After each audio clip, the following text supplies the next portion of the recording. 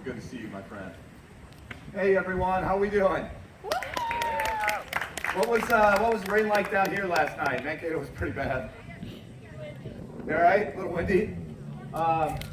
Really happy to be here. I haven't been here. It's been 2 months since Connor, my 11-year-old soccer team, came down here and unfortunately got their butts kicked by Albert Lee. But this is maybe a more joyous occasion because we get to celebrate Mary today.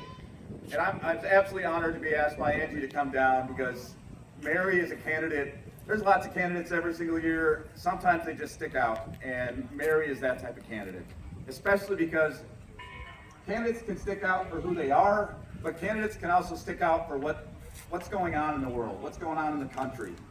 In other words, the right person for the right time. And that, folks, is Mary. And I got a helper here with me today, who some of you may never met. This is Maeve, if you haven't met Maeve yet. I've got Declan here with me too, my 8-year-old. Connor and Amy give their regards. But I'm here for Mary, and so proud to be. I saw Mary about 2 months ago at a rally right after the Dobbs decision up in St. Peter.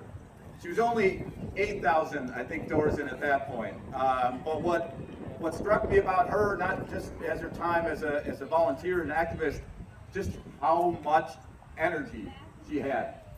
And as a candidate, as a former candidate myself, you can't fake that.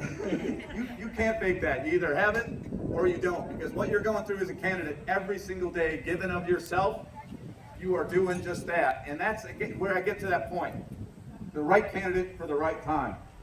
Because Mary has spent a lifetime giving of herself to others. That's what she's done. That's who she is. So when I saw her 8,000 doors in, I said, wow, this is someone who is ready for the rest of this.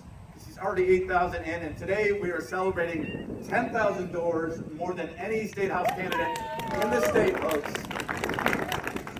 And now, as she was sharing with me before I was talking to her, she's like, yeah, I basically knocked on every door there is. Now I got to figure out what else to do. And that tells you everything about Mary. I say the right candidate for the right time because I think 2022 we're starting to see come into shape of what it's going to be all about.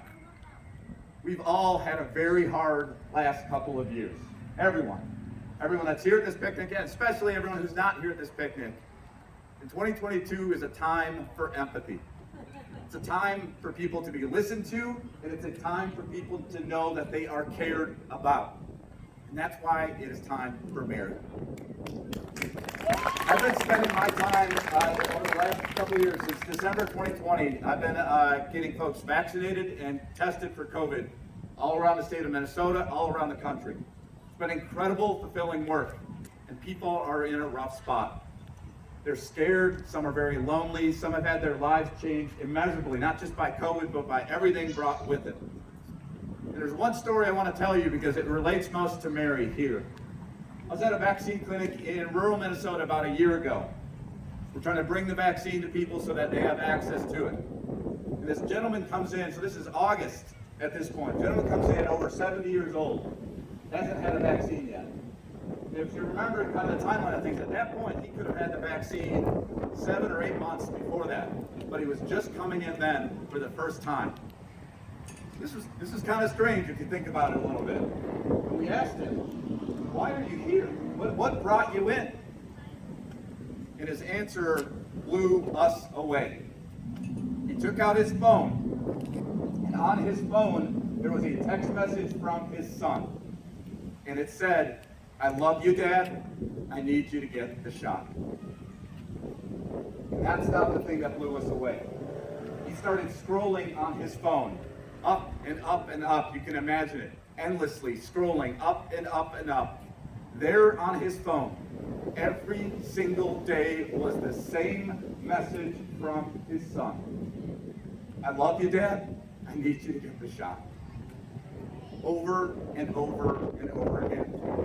That gentleman showed up to get vaccinated, not because his doctor told him to, not because someone won a Facebook argument over him, not because someone shamed him, not for any of the reasons we might think of. He came in to get the shot on that day because someone in his life cared about him and someone in his life would not give up on him. And so I tell you that story because that's the story of Mary as well. 10,000 doors isn't just a number, it's not just a stat. That's thousands of conversations with people that she may very well have over the course of her career taught herself or touched in their family. That's the impact of Mary. In other words, that's 10,000 doors of someone showing up who cares about them and who will not give up on them. That's Mary.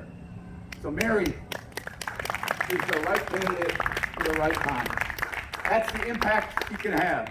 So whether it's 10,000 text messages, remember, I love you, Dad, I need you to get the shot. 10,000 doors. Every one of you has to carry that energy of Mary along the way, because she may show that energy every single day, but it is a hard, hard job. And she needs your help. She needs you at the doors sharing that message that I care about you and I'm not going to give up on you. She needs you on the phones, on the text messages, sharing that message. I care about you and I'm not going to give up on you. Because 2022 is shaping into a clear focus right now with the momentum that is building for the Democratic Party. That message is going to be, I care about you right now, and I am not going to give up on you. I care about your health care. I care about your student loans. I care about you living through a time of inflation that is going to get better. I care about you, and I prove it to you every single day. That message is going to win, and I guarantee the people at those houses who have had a last couple of years that may have been the toughest of their lives need to hear that message. Because they're going to hear another message. A message of hate, a message of division, and a message of blaming other people. But they need to hear that message that Mary carries with her every single day. That's why she is an exceptional candidate for a time that is most unprecedented. And I am so honored to have you here today and to hand over the mic to Mary. Thank you so much.